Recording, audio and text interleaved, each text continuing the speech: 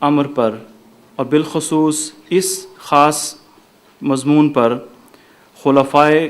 مسیح موعود علیہ السلام کے اتنے مضامین اور اتنے خطبات اور اس قدر تفصیل کے ساتھ ہمیں رہنمائی ملتی ہے کہ اس عاجز کی رائے میں کوئی بھی وجہ باقی نہیں رہتی کہ ہمارے گھروں میں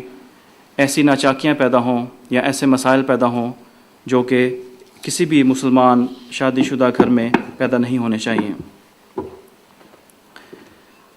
اس سے پہلے کہ میں یہ بتاؤں کہ مرد اور خواتین خامند اور بیوی کی کیا ذمہ داریاں ہیں، بنیادی بات یہ ہے کہ سب سے پہلے انسان یہ سمجھے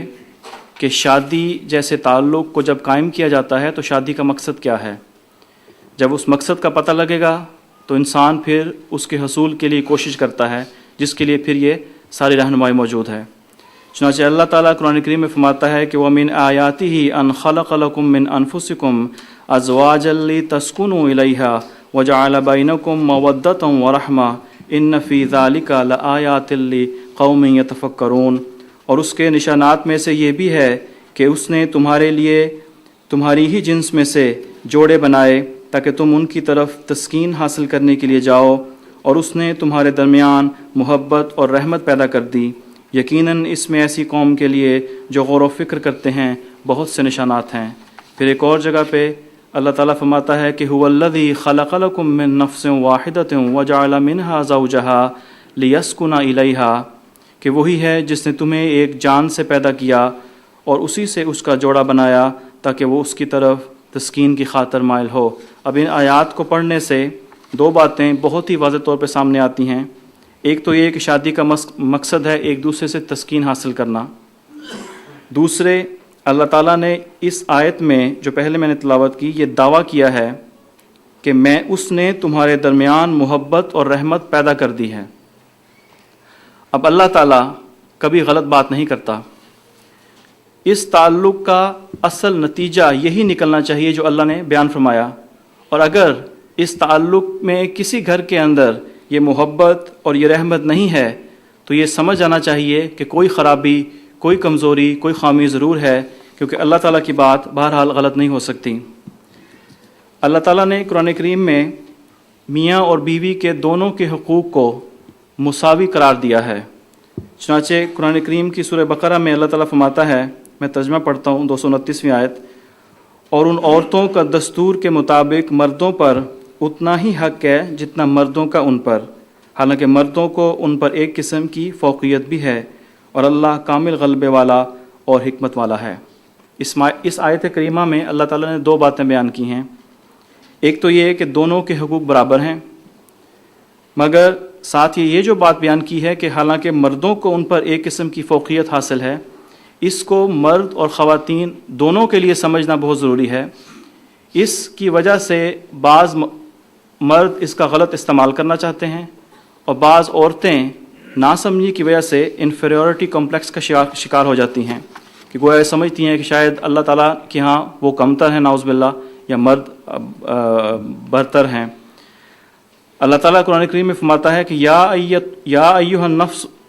الناس اتقوا ربکم الذی خلقکم من نفس واحدۃ وخلق منها زوجہا، کہ اے لوگو اپنے رب کا تقوی اختیار کرو جس نے تمہیں ایک جان سے پیدا کیا اور اس سے اس کا جوڑا بنایا۔ مرد یا عورت دونوں کو اللہ نے ایک جان سے پیدا کیا، اس کی سورس ایک ہے، اور یہ آیت بتا رہی ہے کسی کو کسی پر خام خواہ کی کوئی فضیلت حاصل نہیں۔ جہاں تک فوقیت کا تعلق ہے تو وہ ظاہری مضبوطی کی وجہ سے چند ذمہ داریاں ہیں جو اضافی طور پہ مرد کو دی گئی ہیں، اور کسی مرد کو کسی ایسی غلط فہمی کا شکار نہیں ہونا چاہیے کہ اس کا ناجائز فائدہ اٹھائے، بلکہ جہاں اللہ نے یہ فوقیت دی ہے وہاں ساتھ بیوی اور بچے رعیت کے طور پہ بھی ذمہ داری کر کے اس کے ذمہ کر دیے ہیں۔ بجائے اس کے کہ انسان اس پہ متکبر ہو اور فخر کرے، اس کو زیادہ فکر کرنی چاہیے کہ اس رعیت کا اب وہ جواب دہ ہوگا اللہ کے آگے۔ یہ ذمہ داریاں ہیں جو اس پہ ڈالی گئی ہیں۔ حضرت خلیفۃ المسیح ثالث رحمہ اللہ تعالیٰ اپنے ایک فرینکفرٹ کے دورے کے دوران جو 1980 میں انہوں نے کیا، ایک صحافی کو جواب دیتے ہوئے فرماتے ہیں کہ اس کتاب میں یہی لکھا ہے، یعنی قرآن میں، یہی لکھا ہے کہ عورتیں وہی حقوق رکھتی ہیں جو مردوں کے حقوق ہیں۔ انسان ہونے اور انسانی حقوق رکھنے میں قرآن نے مردوں اور عورتوں میں کوئی امتیاز نہیں کیا، بلکہ انہیں اس لحاظ سے مساوی درجہ دیا ہے۔ حقیقت یہ ہے کہ اسلام نے انسان ہونے کی حیثیت میں مردوں اور عورتوں کو مساوی درجہ دے کر ان کے مساوی حقوق مقرر کیے ہیں، بلکہ انہیں بعض لحاظ سے مردوں کے مقابلے میں زیادہ حقوق دیے ہیں۔ اس کی مثال دیتے ہوئے حضور نے فرمایا کہ گھر کے جملہ اخراجات کی ذمہ داری اللہ تعالیٰ نے مرد پر ڈالی ہے، یعنی یہ کہ اس کی ذمہ داری قرار دی ہے کہ وہ مال کمائے اور اس سے اور بیوی بچوں کی جملہ ضروریات کو پورا کرے۔ حضرت مسیح موعود علیہ السلام اسی مضمون پر ملفوظات جلد 5 میں فرماتے ہیں کہ عورتیں یہ نہ سمجھیں کہ ان پر کسی قسم کا ظلم کیا گیا ہے، کیونکہ مرد پر بھی اس کے بہت سے حقوق رکھے گئے ہیں، بلکہ عورتوں کو گویا بالکل کرسی پہ بٹھا دیا ہے اور مرد کو کہا گیا ہے کہ ان کی خبر گیری کر اس کا تمام کپڑا، کھانا اور تمام ضروریات مرد کے ذمہ ہیں۔ سب سے پہلے میں مردوں کی جو خامندوں کی جو ذمہ داریاں ہیں اس کے بارے میں بیان کرنے سے پہلے یہ بات بتاؤں کہ اگر ہم اس کو سمجھنے کے لیے اپنی آسانی کے لیے 2 حصوں میں تقسیم کریں تو خامندوں کی ایک ذمہ داری کا تعلق تو اس سے ہے جو ابھی میں نے بیان کی کہ الرجال قوامون علی النساء کے تحت مرد کو قوام بنایا گیا اور اس کے ذمے عورت اپنی بیوی اور بچوں کے نان و نفقہ کی رسپانسبلٹی دی گئی۔ دوسرے مردوں کی جو ذمہ داریاں ہیں وہ اپنی بیوی کے ساتھ معاشرت کے تعلق میں آتی ہیں۔ چنانچہ جو پہلا حصہ ہے اس میں مختصر سے اس لیے بیان کروں گا کہ ہمارے یہاں یورپ میں عموماً جو نان و نفقہ کی ذمہ داری ہے اس کو ادا کرنا اتنا مشکل نہیں جتنا کہ بعض پسماندہ ممالک میں ہے، اس لیے اس کے اوپر میں نے صرف 1-2 اقتباسات چنے ہیں، باقی میں انشاءاللہ دوسری جو ذمہ داریاں ہیں اس کی طرف کچھ آپ کی خدمت میں عرض کروں گا۔ چنانچہ حضرت محمد مصطفیٰ صلی اللہ علیہ وسلم کی ایک حدیث ہے، حضرت معاویہ بن جیدہ بیان کرتے ہیں کہ میں نے حضرت صلی اللہ علیہ وسلم سے عرض کی کہ اے اللہ کے رسول، بیوی کا حق خامند پر کیا ہے؟ آپ صلی اللہ علیہ وسلم نے فرمایا، جو تو کھاتا ہے اس کو کھلا، جو تو پہنتا ہے اس کو پہنا۔ حضرت خلیفۃ المسیح ثالث رحمہ اللہ تعالیٰ نے اسی جو دورے کا میں نے جو ذکر کیا فرینکفرٹ کا، مزید آگے بیان کرتے ہیں کہ عورت کو اللہ تعالیٰ نے اس ذمہ داری سے کلی طور پر آزاد رکھا ہے، حتیٰ کہ اگر عورت کے پاس اپنا ذاتی کچھ مال ہے یا وہ اپنی ذاتی حیثیت میں کوئی مال حاصل کرے تو مرد کو یہ حق نہیں دیا گیا کہ وہ گھر کے اخراجات کو پورا کرنے کے لیے بیوی کے مال میں سے کچھ لے۔ عورت کو یہ آزادی دی گئی ہے کہ اگر وہ چاہے تو اپنے مال کا کوئی حصہ بھی گھریلو اخراجات کے لیے خاوند کے حوالے نہ کرے، کیونکہ گھریلو اخراجات کو پورا کرنا کلیتاً مرد کی ذمہ داری ہے۔ ہاں، عورت اپنی خوشی سے اپنے مال کا کوئی حصہ خاوند کو بطور تحفہ دینا چاہے تو وہ ایسا کر سکتی ہے، مرد اسے مجبور نہیں کر سکتا۔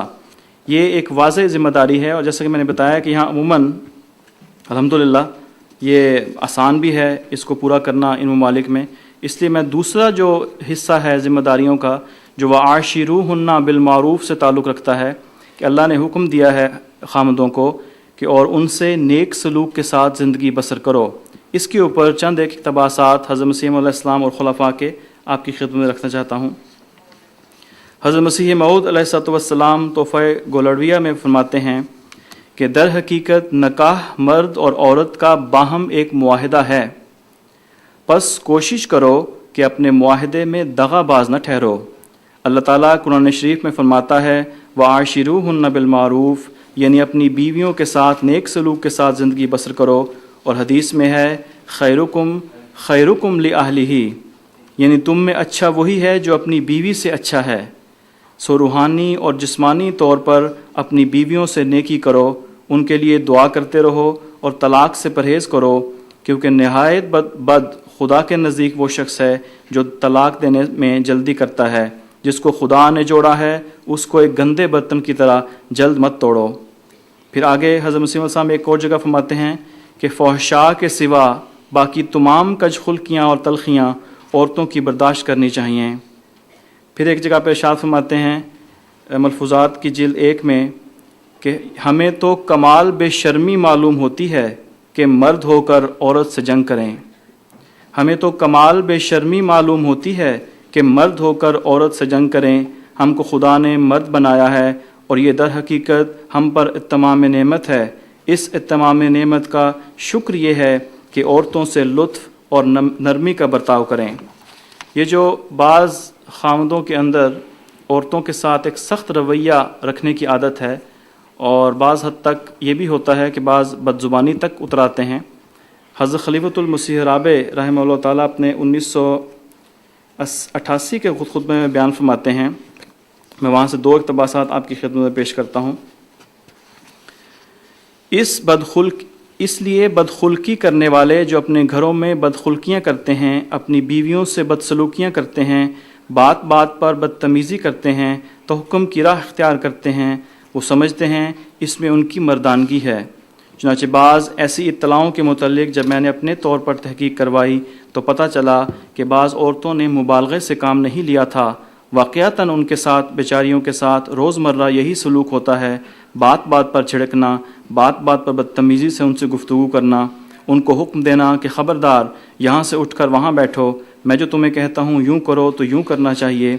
وہ باتیں جو انسان اخلاق سے، نرمی سے، ملائمت سے کر سکتا ہے اور اپنے گھر کو خود جنت بنا سکتا ہے، وہ بدتمیزی اور بدخلقی سے کرنے کے نتیجے میں خود اپنے ہاتھوں سے گھروں کو جہنم بنانے والی بات بن جاتی ہے۔ اور پھر ایسے بچے جو ایسے باپ کو دیکھ رہے ہوتے ہیں جو آتے ہی گھر میں ایک عذاب لے آتا ہے، جس کے جانے سے گھر میں امن آتا ہے، جس کے آنے سے جہنم پیدا ہوتی ہے، وہ بچے ہرگز اس باپ کے وفادار نہیں رہ سکتے، اس باپ کے فرمانبردار نہیں ہو سکتے، اور ایسا باپ جب ان کو نیکی کی نصیحت کرتا ہے تو ان بچوں کے دلوں میں اس نیکی کے خلاف رد عمل ہوتا ہے۔ اللہ تعالیٰ نے جتنے بھی انسانی تعلق قائم کیے ہیں